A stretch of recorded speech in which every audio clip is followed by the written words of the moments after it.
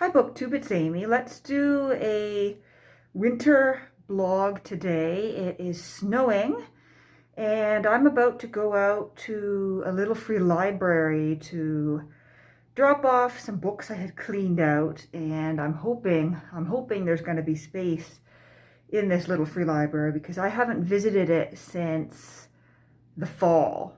But I've got 3 bags of books. I'm going to take one of them and hopefully I can get these cleared out of my apartment. So we've got 1, 2, 3 plastic bags full of books, and I'm going to take the one on the end closest to the door. And that's got some Evelyn Waugh, which has been on my shelf for years, and I've discovered from reading a couple of Waugh novels that while I do enjoy them, not enough to continue on and read the remainder of the ones I own at this point in time. And a couple of Sir Walter Scott novels, because I've also discovered that he is not for me either. I find myself bored and bogged down by the level of descriptive detail in his writing, and the plots aren't enough to keep my attention.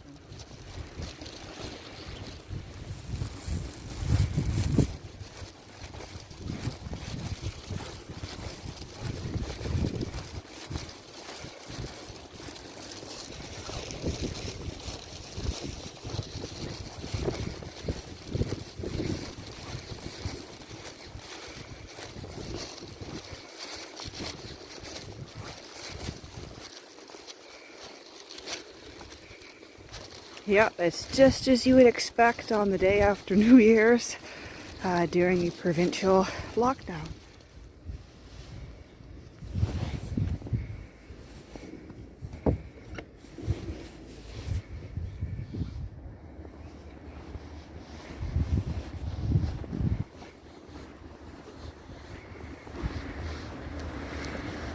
So I'm back in the apartment after my half-hour, 45-minute walk that I took, and I'm making a cup of tea, and I'm making up one of these Editor's Blend Murchie's black tea bags that my friend gifted me for Christmas. And I quite like this one, but I think I prefer this library blend even more, which is a green black tea. And she also got me this English afternoon, and there's 10 tea bags in each of these boxes, or there were 10 tea bags in each of these boxes, but I am pretty close to finishing almost all of them off. And so it's actually stopped snowing here, but I think we're expecting more snow to start around noon today, so we're not quite done yet. You didn't see it in the video clips that I showed, but there were people out shoveling and snow blowing everywhere, and some of the plows were just starting to get out. Given that it's a Saturday, they weren't at it bright and early. If it had been, a normal weekday in any normal year, the plows would have been out at like 5 a.m. to clear those roads to get people off to work. But it was quite pleasant to take a walk in unplowed streets and sidewalks. So this is where I was sitting yesterday and where I'm planning to sit again today, with my notebook and my Bluetooth headphones that I picked up as a gift to myself earlier in December. And I have been reading Diary of a Philosophy Student by Simone de Beauvoir. Going to dig more into that today. And here's the Honoré de Balzac that I'm going to be reading as well. And the plan is to sit here, probably not in this chair because it's pretty, but it's uncomfortable. So probably in my desk chair, which is just to the right there, to sit here for most of the day and to read, listen to some music, watch some BookTube videos, drink copious amounts of tea, just as I did yesterday. And that's the plan for Sunday as well, finishing up my vacation. Mittens, stack of masks, I was wearing this mask in the first clip I filmed, and I don't know if I like it as much as I like my other one. It's a brand new mask that I bought. It was probably twice as much as the cheap ones I've been wearing, but it doesn't fit quite as tightly around the nose. And I even noticed in that clip I was filming that the nose wire was sort of jiggling around in a way that my other masks don't. And the pocket for the filter isn't as great either because there's nothing to sort of seal it in there. The filter is just falling out. Maybe if I wash it in hot water, it will shrink up a bit for me. And we'll see if I even want to keep wearing that one or if I just go back to my old ones. But anyway, as I was saying, going to spend most of the day at my table here with my books and my notebook. And if I feel like it, maybe I'll come over to my cozy reading corner here. I took down my Christmas tree the other day, which had been right there, and I rearranged the furniture a bit.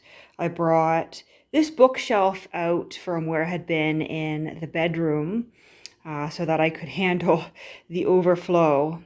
I had been using it as a night table, but I got a proper night table again. And I brought this out and decided, you know what, I'm going to move the Simone de Beauvoir books out here, as well as keep the Balzac I'm currently working on the shelf. And so I've got the Balzac Zweig biography that I read the other week, as well as my Simone de Beauvoir collection. So I've got her memoirs, Memoirs of a Dutiful Daughter, Force of Circumstance, and The Prime of Life in these nice hardcovers, all said and done with the dust jacket. Letters to Sartre, The Woman Destroyed, which is a collection of, I think it's a novella and a couple of short stories.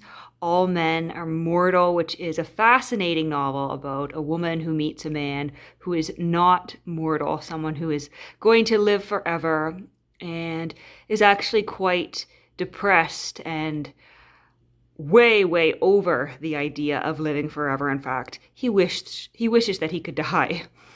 She Came to Stay, which was de Beauvoir's first published novel. Paris on the Brink, which is that nonfiction roundup, sort of a social history of Paris that I talked about on my channel here in December. Tête à Tête, which is that joint biography of Sartre and Simone de Beauvoir. De Beauvoir's wartime diary, oops, and that's getting out of focus. Sex, Love, and Letters, which is a sort of critical study of de Beauvoir's fan mail, letters that she got from readers. Parisian Lives by Dieter Baer, which looks at her journey in writing her landmark biographies of de Beauvoir and Samuel Beckett. And then Deirdre Baer's massive biography of de Beauvoir that she wrote and published in the 1980s. And then down here, we've got a paperback copy of All Said and Done, a paperback copy of Force of Circumstance, which I'm mainly holding on to in addition to the hardback, because this is the edition that I first read of this particular book. And as you can see, I was in a tab-taking phase in my reading, and I don't really want to lose those tabs and those notes. We have de Beauvoir's Old Age, The Blood of Others, and a tiny, tiny portion of one of her larger works that's been separated out in this French edition. And of course, I cannot read it, but the hope is that someday I will be able to read it. The Ethics of Ambiguity. Adieu, A Farewell to Sartre, which she published after the death of Sartre. When Things of the Spirit Come First, which is a collection of her short stories that she wrote when she was very young, and they were actually not her first published work. There's something that was published later on because of her reputation and because people were interested in her early writings. A Very Easy Death, which is a very moving memoir that she wrote about the death of her mother. I've got At the Existentialist Cafe, Freedom Being in Apricot Cocktails by Sarah Bakewell, which in a way is one of the books that sparked all of this, sparked my interest in Simone de Beauvoir.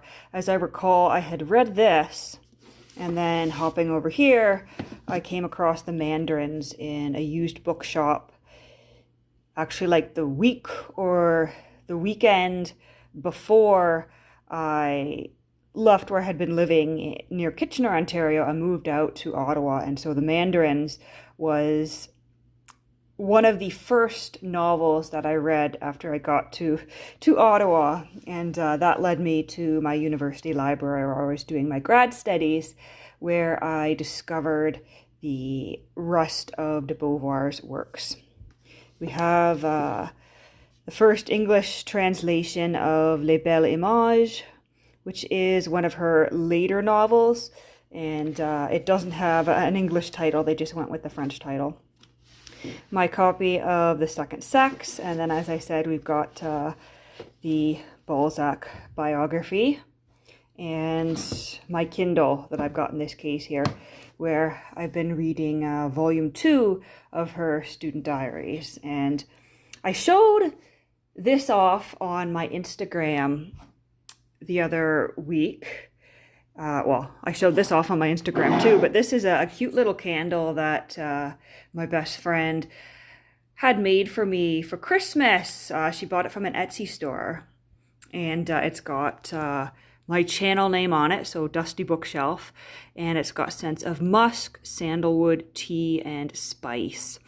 And I've burned it once. It's a soy candle and it smells quite nice, but I don't really want to burn it too much because then I can't, well, I suppose I could keep the empty jar, but it's a bit of a keepsake as opposed to something that I would burn continually.